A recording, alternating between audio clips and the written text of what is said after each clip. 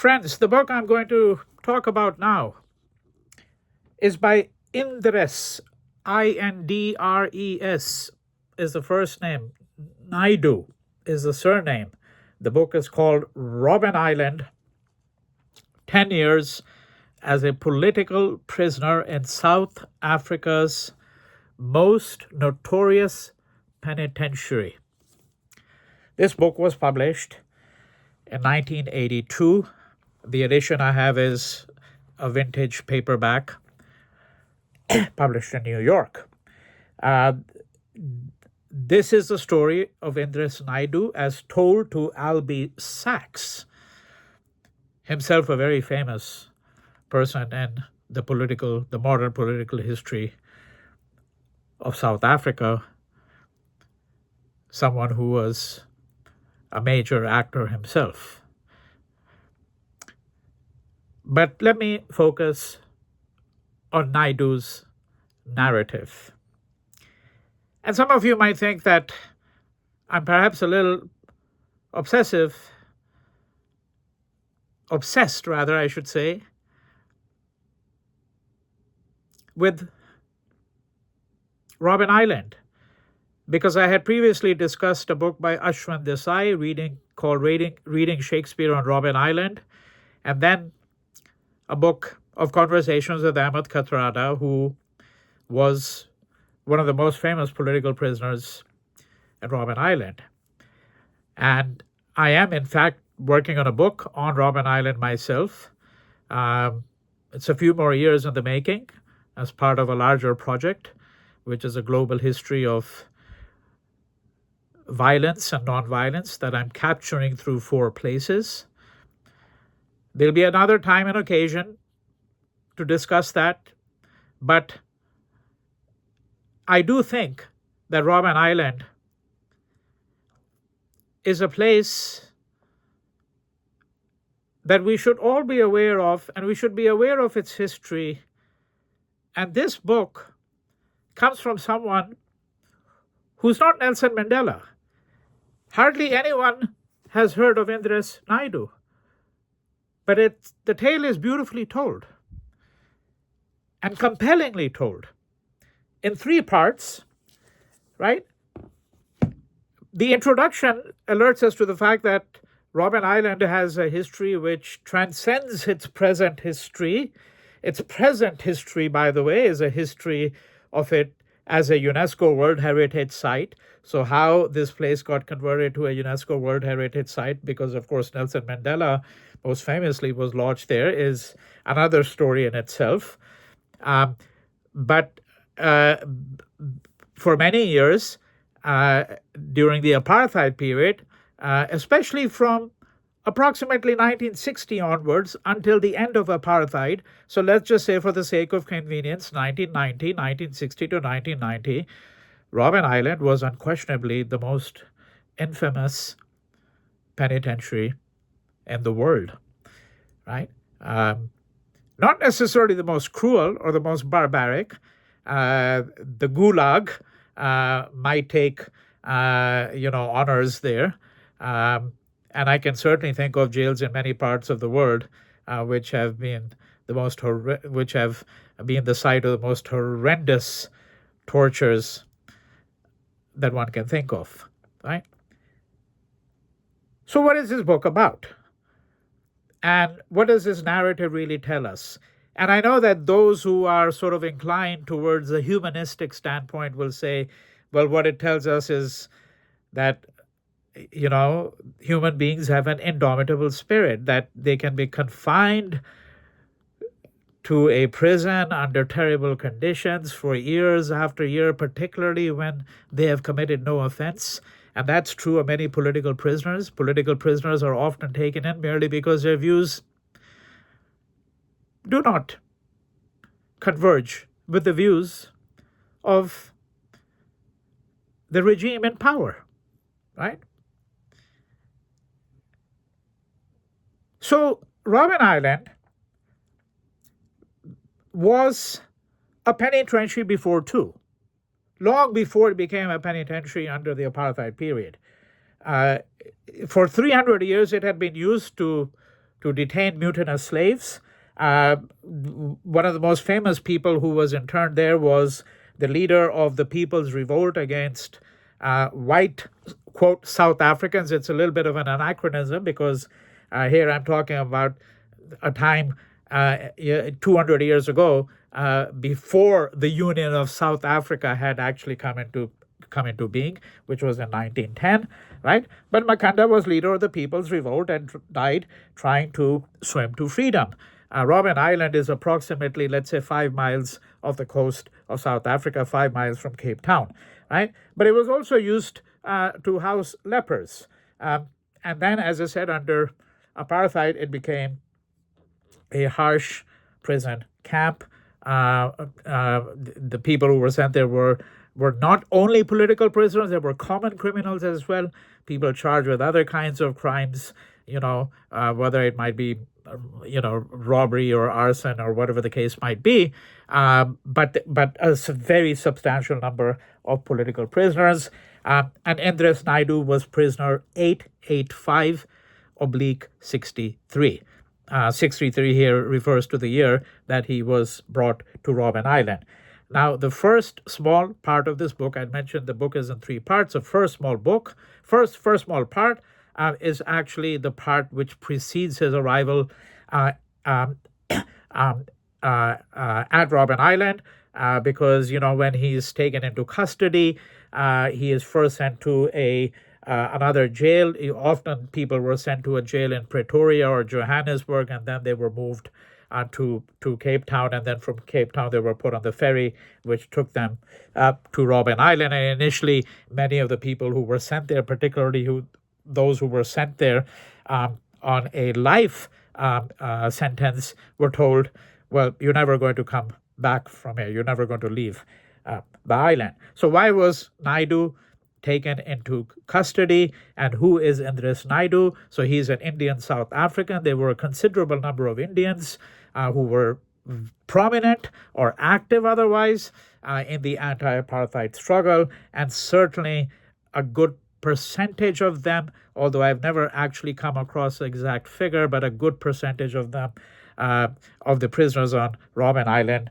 were of Indian origin. So he was one of the first volunteers to join the Umkhonto Sizwe, that is the Spear of the Nation, which was the armed wing of the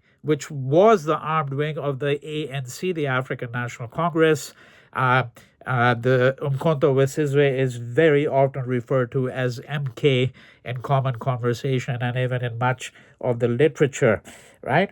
So Naidu comes from an Indian background. When I say Indian, I mean an Indian who had grown up in South Africa. And as he himself says on a number of occasions, many of the Indians, like himself, grew up under the shadow of guess who? Even if you're in South Africa, Mohandas Gandhi, of course. Right? Because it's Gandhi, of course, who had set up the Natal Indian Congress, and the story of the resistance of Indians begins in South Africa, begins with Mohandas Gandhi. Now, there were others as well. But Naidu himself, by his own admission, he points out that people like his own father actually grew up under the shadow of Gandhi and inspired by what Gandhi had done in South Africa, and of course then subsequently what he did in India itself. And this is discussed here on page 18 to 19. So bottom of page 18, he's talking here about the time when the police came and arrested him and found a lot of, what they consider to be bad literature, and they hauled away some of it. So that's the context for this discussion. And he says, bottom of page 18, they also took a box file of letters and telegrams of sympathy on the occasion of the death of my dad, who had been well known for his political activities. Having grown up as a child with Gandhi in South Africa, not in India, and then having been to prison many times, like my grandfather and grandmother before him, right? And the next few lines are very interesting, because there he's simply pointing to a little irony here, which is that these policemen who were trying to haul away contraband literature, as they called it, political literature, and that Indres Naidu thought that, well, I should ask them for a receipt so I can get it back. But of course, if you ask for a receipt, then you are tacitly admitting to possession of the banned literature, and therefore they would not ask for the receipt. All right. So what he's really saying here is that he grew up in a milieu where political activity among the Indians was quite common, right? And most of the Indians grew up in Natal, in and around Durban, which had the largest Indian population. South African Indians very often tell you, even today, as I said, even today, that Chatsworth is the largest Indian community, okay, outside India. Whether that's the case or not is not something that we need to, worry about or think about, but it's certainly a very large community. And this is where people like Indres Naidoo really got their first taste of political activism. All right. So now, so why had he been taken into custody? Because he had joined the MK, and then he and two others, both Indians, all three of them were sent to perform an act of what the state would have called terrorism, where it was an act of sabotage.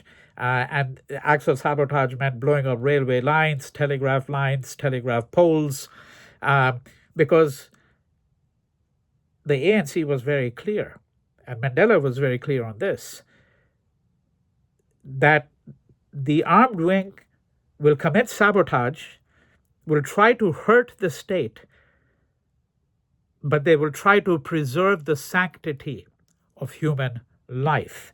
And that's why they targeted official buildings and installations and tried to ensure that there were no human beings who might get hurt, right? So they were trying to blow up the railway tracks. They didn't succeed in doing that. They got caught, and then he and his comrades are taken to prison. He says that he could actually hear them screaming while they were being tortured, and from there they are then eventually taken to Robben Island. Now, from the very outset, he makes it very clear that whether in this jail or on Robben Island, no matter which prison you were in, if you were an Indian, you were always being addressed as coolie. Right? It is a pejorative word. In South Africa, it is a particularly pejorative word. But the Indians recognize that this is how, and in fact Gandhi recognized this and mentioned in his autobiography that that's what every Indian was from the standpoint of the dominant white elites who held the power, right? So in the first part, he also has a little discussion, not very much, of the activity of Indians who were involved in the Transvaal Indian Youth Congress and the South African Indian Congress. And he says that he was given a sentence of 10 years. 10 years for an act of sabotage that was never, of course, committed. Okay, right? And he describes very briefly the trial that took place and says that the lawyer said that, look, my client really comes from, a very good family, and that his father and his three uncles had all been like adopted sons. I'm quoting, like adopted sons to Mahatma Gandhi, page 29. That several generations of this family had simply struggled for rights, for their rights, the rights of the community to which they belonged. Okay, and Indres Naidoo himself gave testimony about the milieu in which he had grown up, right? And why it is that people like him had joined the MK. And this was all in the hope that the sentence would be mitigated considerably. And this is what the judge said. Bottom of page 29. I have heard what the accused have said in mitigation. The judge's voice was quiet and modulated, and I accept that they were instigated to commit their crime by one Jamaat Jardian, so that's another person, and also for the purpose of sentence that they were assaulted after their arrest by the police, right? And Naidu says, quote, faint flickers of hope began to rise in my breast. However, and here I quote the judge, they willingly participated in these serious acts and have to be dealt with seriously as a warning to anyone who in future might be contemplating setting off explosives or engaging in other forms of sabotage.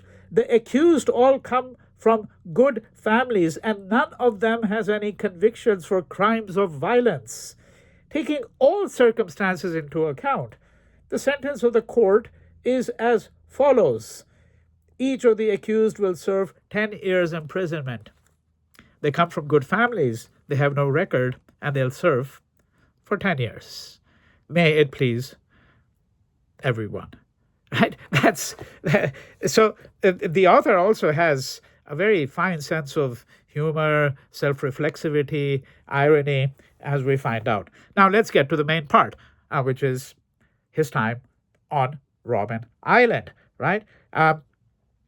And so one of the things he describes here is that on the island, apart from the ANC prisoners, there were also prisoners from the Pan-Africanist Congress. And the Pan-Africanist Congress prisoners did not recognize the Indians as Africans. That is that they were simply Indians. They were not Indians who had grown up in South Africa. They were not South African Indians. They were just Indians. This is on page 35. And then he says that, well, actually, then they had to be brought around to the view which they were, that these Indians were just as much South African as black people and were deeply, deeply committed to the struggle. Now, there are a number of motifs that you find in his account of what happened on Robben Island. So you had these quarries, you had a lime quarry, for example, a stone quarry, and this is where these people, the political prisoners, were sent for hard labor. And as is often the case, this is the most mindless kind of, hard labor. Because the whole idea is that you give someone a large pile of stones. In this case, you have them work in a quarry, and you sit there and you start, chipping away, breaking away, and breaking these larger slabs into smaller pieces, right? Very difficult work, very hard on their backs, and something, of course, that also took a toll in other ways. For example, the dust from this. They're breathing in the dust, right? And you don't think they were given masks? Of course not, right? So he discusses all of that. Many of the other books on Robben Island do that as well, right? And the milieu that he's really describing here is he's describing the wardens, how the wardens treated them, what was expected of the prisoners, what life was like every day. Because remember, and he served out his entire 10 years. 10 years as a political prisoner in this penitentiary. Okay? The constant abuse, the derogatory language that was constantly used. The word coolies is derogatory, but much worse language was, of course, used. Naidu points out that the wardens would very often scream at them, right? And here is where you find these little interesting observations, and then the reader has to extrapolate, right? So he says, counting. One of the tropes of the book is counting. We were always being counted repeatedly, counting Page 44. We were always being counted in the morning, at meal times, in the evening, on the way to work, on the way from work, hundreds and hundreds of us being counted slowly, over and over again, by impatient warders who could never get the numbers right, especially in the late afternoon when they wanted to knock off work. Right? And of course, somebody listening to this, reading the book, will say, well, it's very obvious why they were always being counted, because in a prison you have to always ensure that you have the right count, the right head roll. If there are 100 prisoners, every count should show 100. You want to make sure that no one has escaped. But where would you escape to? You couldn't escape anywhere. You're on an island. Right? You can't escape. That's the whole point. So why are you being counted? And you're being counted because part of the whole exercise of being subjected to such kind of imprisonment is the idea of arbitrariness. That the wardens do whatever they please. The state does with you whatever it pleases. It does things that need not have meaning. This is critically important, and Naidu picks up on this. That's what makes his book extraordinarily interesting, how he is self-reflective about what is happening to him and understands, or seeks to understand the logic of what appears to be, to him, entirely irrational, but he understands that actually there is a different kind of rationality to what appears to be, in fact, irrational. All right? And that rationality is the rationality that I've described. It's a rationality of arbitrariness, right? And of course, this is aside from the fact that we live in an enumerative world where everything is counted, can be counted, will be counted, right? And this, as I said, is one of the many motifs. One of the other motifs that you find throughout the book is the idea of nakedness.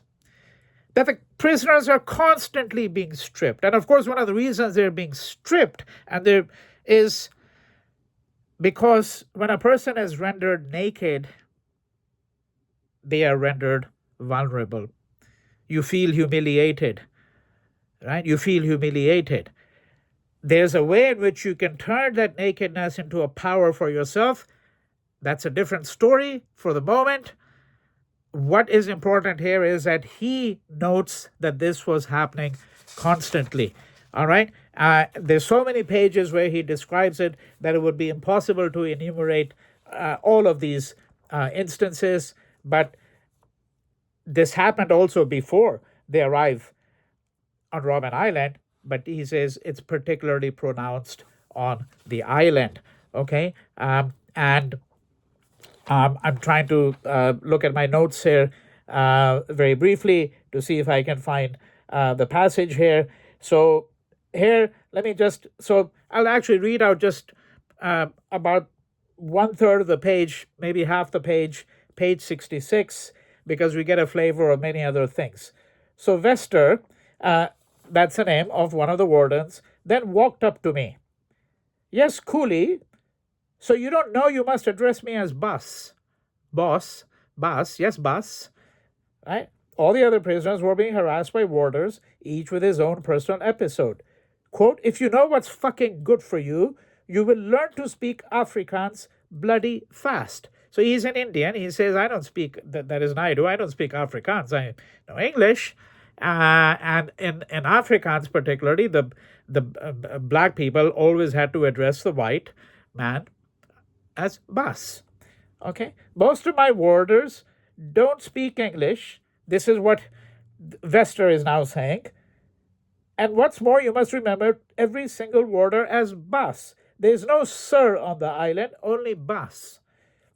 He then asked me if I knew what he was called by the prisoners, and when I said that I didn't, he said that he was called Spy 13 and was a famous warder. well known to every prisoner on the island, as well as to hundreds of prisoners in other jails all over the country.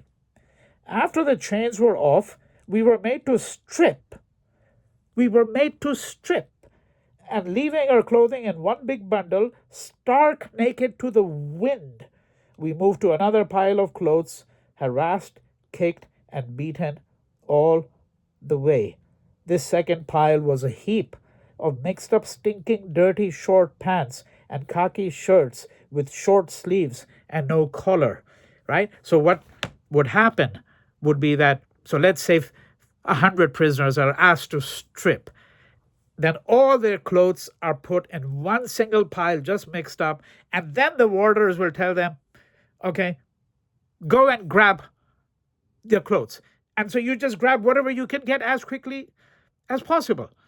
And it might not fit you, right? And the clothes have all been mixed up, jumbled up. So it was very hard in any case to distinguish, and you don't have the luxury of spending half an hour because the warder is there with the whip right behind your back.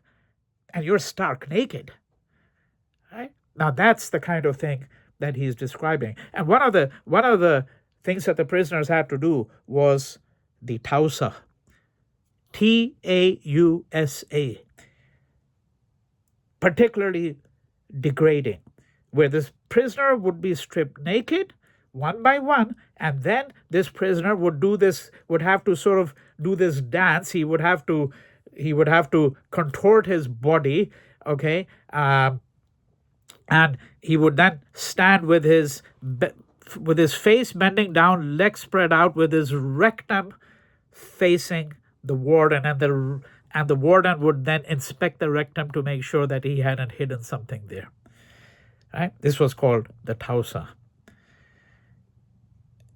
And he describes it. I have seen it described in dozens of books. This was a peculiarity of Robben Island. Right? It's a very painful moment when you read something like this in Naidu's book, and I think it takes quite a lot of courage to be able to describe all of this. Now, Naidu was also a vegetarian. He was an Indian. That doesn't mean, of course, that all Indians are vegetarians, as some people think. That's far from being the case. But he was a vegetarian, and he wouldn't eat meat. And he noticed shortly after he got to the island that he began to lose weight.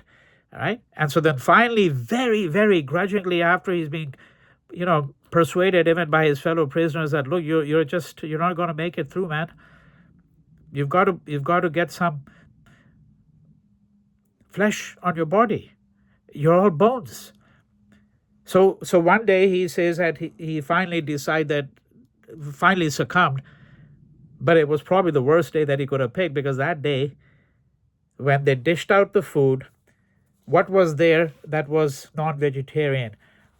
A pig's ear covered in hair, page 49.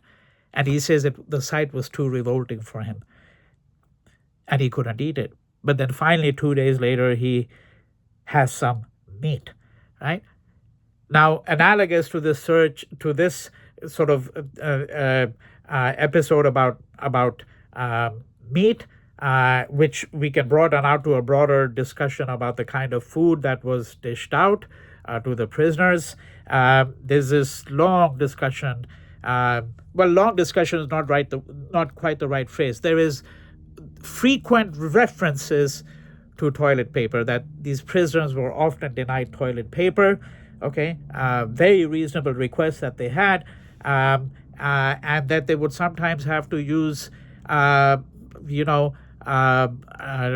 pages torn from newspapers. Of course, they didn't have access to newspapers, so these newspapers were surreptitiously slipped in. There's a very interesting account of the hunger they had for these newspapers, the hunger they had for reading, right? So it was not only the hunger for newspapers for reading, it was a hunger for news. They wanted to know what was happening in the outside world, what had happened to the ANC, what had happened to the movement, was progress being made in challenging the state and dismantling apartheid, right? But the same newspaper would then have to be used as a toilet paper, sometimes in reverse order, that they would first use it as a toilet paper because they needed it so desperately if they got a little scrap, and then they would have to sort of like scrape off the feces so that they could read the news, right? Right, so he's got all these very interesting discussions, okay? And one of the most compelling portions of the book, when I say compelling, I mean illuminating, compelling in what it tells us about the apartheid regime, that even the prisoners were subjected to certain kinds of racial quotas, okay, that everything was distributed according to the race. So this is something that Nelson Mandela, Ahmed Kathrada, many others have talked about as well. Naidu talks about it as well. He gives quite a lot of detail about it. All right. So that, for example, if you were an Indian, you were permitted to wear trousers, but not if you were a black man. Okay. And they were only men on the island. They were only men. There's also a racial divide here. The wardens are all white and the prisoners are all black. There were no white political prisoners on Robben Island. Right? So if you were an Indian or a colored or a black man, 3 different racial categories apart from whites, but there were no whites here except the wardens. So you got a different amount of ration depending on which race you belong to. Okay? So the Indians and the colors got more than black men did. Whether it's trousers, whether it's socks, whether it's food ration, right? And this is something that he discusses on a number of different pages. Okay? How the rations varied according to race, how clothing did. And what he also points to, something I have adverted to earlier, but if one is looking at what kind of intellectual political insights one is getting from this book, what he points to is that it is the sheer arbitrariness that really defines a system of oppression such as apartheid. It's this arbitrariness that is the essence of despotism. Okay? So page 86, let me just take a couple of small passages from there. This is chapter 10 in part 2. Chapter is called Look Chaps, and he says that warders would stop us. So this is actually page 85, the bottom of page 85. Would stop us anywhere and at any time and suddenly demand that we strip. See, stop us anywhere and at any time and suddenly demand. Arbitrariness. Or we would go to the office and be ordered by some young warder to remove our clothes, or at work where we would be made to strip, or when we went to hospital, we were made to strip. It was simple expression of the power of the warders. They could tell us to take our clothes off, and we had to obey, young and old. Take your clothes off. We took them off. Get dressed. We put them on again. Take your hat off. We took it off. Put it on again. We put it on again. Right? And further down, the authorities provided only the bare minimum of food as required by the rules to the nearest ounce and not a scrap more. It was never enough to start with, but the real problem was smuggling by the prisoners. Breakfast was a plate of porridge with 1 spoon of sugar if we were African, called F diet, and 2 spoons of sugar if we were colored or Indian, D diet. We also got a cup of synthetic soup and a cup of dreadful black coffee, etc. So let me just advert to 2 more things, and that will wrap up my discussion. There's a lot that one can talk about in this book. But the 2 things I do want to mention, because there'll be occasion to discuss other books on Robben Island where I can bring up some of the issues that come up in this book as well. the two that I do want to mention are, first of all, the hunger strike. So there's a hunger strike that happened, a major one on Robben Island. There were several hunger strikes, and this is discussed at length on pages 164 to 75. Why did prisoners hold hunger strikes? Well, they held hunger strikes for a number of reasons. Very often, if you had to put in the broadest framework, the idea of holding a hunger strike was to actually make certain demands that you could make as a political prisoner. All right, okay?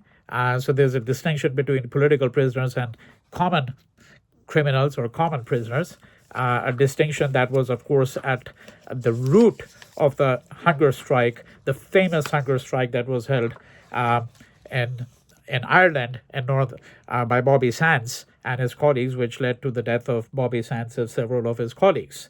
All right. Now, this hunger strike was precipitated by the fact that there had been the usual acts of barbarism on the part of the prison warders. All right. And the constant humiliations to which these prisoners had been subjected. The food was terrible. Number of complaints were made constantly. Nothing really happened. So, it's a conjunction of all of these things. This is what precipitated the hunger strike. He's got a very interesting description of it.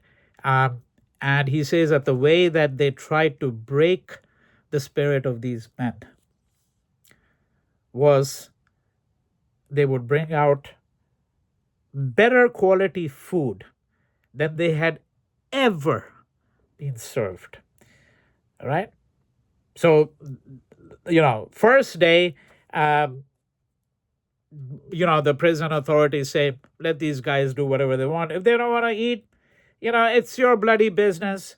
Delport is one of the warders. He shouts, I don't care a damn, sorry, but you'll still do my work. You still have to work at the quarry or wherever and of course the prisoners say, no, we're not going to work and we're not going to eat.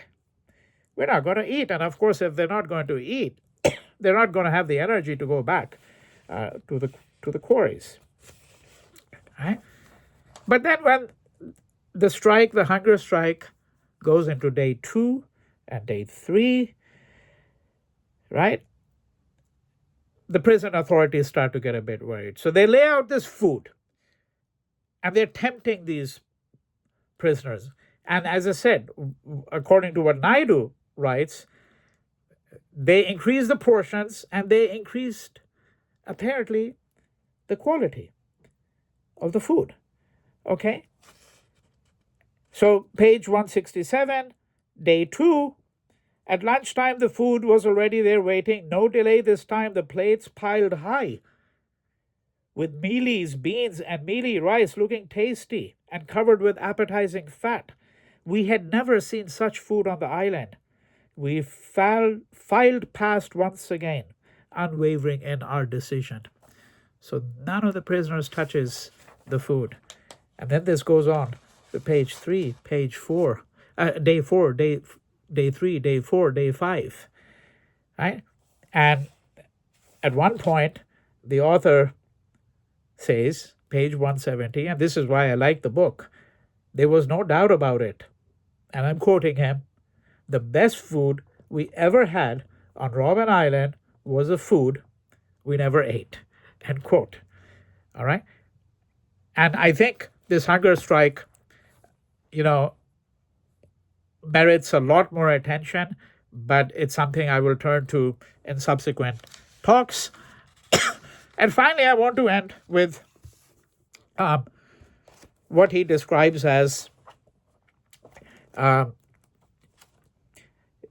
joke. Okay, the one joke that they all shared. Okay, and here he is describing on page 196 a joke that they tried to share with a young warder by the name of Smith. And I'll read out this paragraph and end my discussion with that. Quote, he was the only one who did not laugh, this warder, Smith when I told him my Van der Merwe joke. MERWE. Van der Merwe had lots of headaches and eventually had a brain operation. The surgeon took out the brain, but then the phone rang. It was the surgeon's girlfriend, and he forgot about his patient. And when he looked around, he saw that Van der Merwe had gone and the brain was still there. So he put the brain in a fridge. And a year later, when he was walking down Adderley Street in Cape Town, he bumped into Van der Merwe again. "Hey, Van der Merwe," he said, "where did you go? I've still got your brain in my fridge." Van der Merwe replied, "Don't worry, man. I've got a job as a warder on Robben Island, and I just don't need it anymore." End quote. The warders, the prisoners were quite convinced, were really dumb. Right? But one of the interesting, redeeming things about Robben Island is how even some of the warders were taken under the jurisdiction of the prisoners. The prisoners took them under their jurisdiction and said, "We'll teach you. We'll educate you." That's called humanity. Thank you.